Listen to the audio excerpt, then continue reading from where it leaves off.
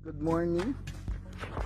This is Christmas Day 24 already. Ito yung vlog ko sa aking pagdi-DIY ng aking motor. Ngayon ilalabas na natin yung mga piyesa niya. Yan, ito po yung kanyang sprocket na nabili ko sa Lazada. Kita ko muna, it's a Best Buy again. Napakamura lang po nang bili ko dito. Ito ay nakakahalaga ng 200 something lang to eh. Yung price, where's the price? Ayan. Ayun, 245 lang. Guys, bumibili ako dati nito na pumupunta pa ako ng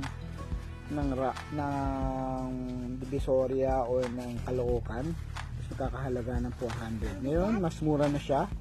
Ayan siya guys. Napakaganda. DB5. Ngayon, ayan Ayan siya po ang chain sprocket siya po.